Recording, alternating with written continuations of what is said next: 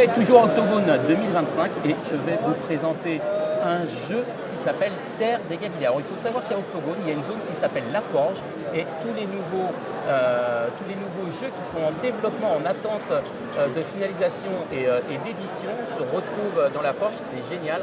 Et là, je vous propose de découvrir Terre des Galilées. Vous avez sur l'image un hashtag qui vous permettra d'aller sur le site et c'est sa créatrice Aurora, son autrice, qui va nous expliquer tout ça. Bonjour Aurora. Bonjour. Alors, dis-moi, est-ce que tu peux te présenter en 3 minutes? Enfin, même pas, en 3 phrases. Ok. Donc je m'appelle Aurora, je suis en école d'ingé, mais je crée cet univers depuis plus de 4 ans maintenant. Voilà. Alors, c'est quoi le jeu de rôle Terre des Galilées? Tu peux nous parler un petit peu du concept? Bien sûr, donc Terre des Galilées, ça relève du merveilleux dans le sens où c'est un univers créé de A à Z. Ça veut dire que toutes les créatures, les plantes, les minéraux, le système solaire, et culture et histoire, tout est propre à l'univers. Du coup, c'est pas vraiment de la fantaisie classique, il n'y a pas d'elfes, il n'y a pas de nains, il n'y a pas techniquement d'humains non plus. Et l'atout principal du jeu, à vrai dire, c'est la quantité de lore. Donc si vous aimez vous penchez sur beaucoup de lore, c'est le jeu pour vous. Très bien.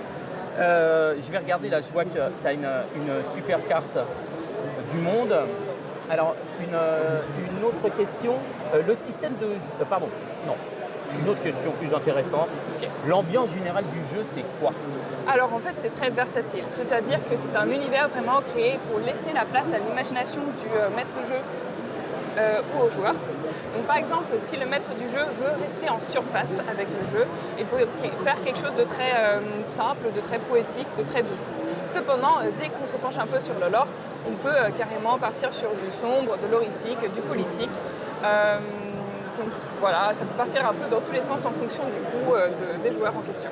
D'accord, donc on a comme si on avait je vais faire un parallèle, comme si que les premiers niveaux c'était plutôt de la découverte, de la recherche, de l'exploration, de la petite aventure plus ou moins grande. Et dès qu'on commence à creuser, on part sur quelque chose de beaucoup plus politique, peut-être plus de trame, peut-être plus d'intrigue.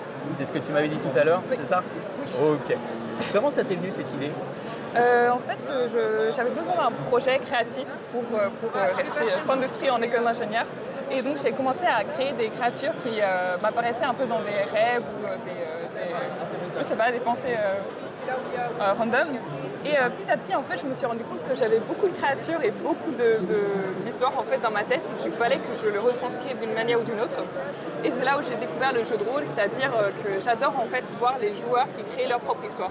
Donc j'adore en fait donner les pièces de puzzle et que c'est eux qui me renvoient carrément une histoire personnelle à chaque fois. J'adore faire ça. Très bien. Alors, à ton avis, ça plairait Terre des Galilées, ça plairait, je vais y arriver, fin de journée là, ça plairait aux joueurs qui jouent à quel type de jeu, à quel jeu? Ok, donc déjà, ça plairait aux enfants dans le sens où c'est très accessible. Mais notamment, c'est plutôt pour les adultes qui aiment le lore. Donc si vous êtes, par exemple, en train de regarder des deep dives sur des lores de plusieurs heures, c'est vraiment un jeu que vous allez beaucoup aimer. Parce que plus on se pose des questions, plus il y aura de réponses. Parce qu'il y a énormément d'informations, même des choses qui paraissent tout à fait anodines sur chaque espèce, mais plein de détails à découvrir. Très bien. Le système de jeu, c'est quoi? Le système de règles? Oui, donc ça utilise des D20 et des D12. C'est assez intuitif, un peu simplifié, mais pas au point d'être ennuyant pour les experts de jeux de rôle. Et ça se base sur des statistiques à la fois liées à sa personnalité, mais aussi à l'espèce à laquelle on appartient. C'est une limite biologique, tout simplement. Voilà, donc c'est vraiment un mécanisme fait pour être accessible à tout le monde. Dernière question, Aurora, Terre des Galilées, on va le trouver où, quand, est-ce qu'il y a une participation, un Kickstarter, etc. Donc oui, là actuellement j'ai mes réseaux, j'ai notamment Instagram avec Artsy Alien et dessus vous pouvez trouver tous mes liens, notamment mon GoFundMe parce que je cherche en fait des fonds pour lancer le kit de démo. Normalement il devrait être accessible dans les mois à venir, je vais essayer aussi de lancer des PDF sur, il me semble, Itch, etc. Okay. Oui c'est ça. Mais du coup, dans les mois à venir, il y aura clairement un kit de démo pour une séance d'environ 4 heures. Et j'espère le plus gros Enfin, le but final, c'est de lancer vraiment, publier un livre, voilà, avec tout le lore. Ok, alors je vais reprendre le hashtag. Hop, pour tout le monde, voilà, vous pourrez trouver toutes les infos grâce à ce hashtag. Aurora, merci beaucoup. Et puis on espère te retrouver bientôt de l'autre côté, pas dans la forge, mais sur les éditeurs. Merci. Merci. Au revoir. Au revoir. Bye bye.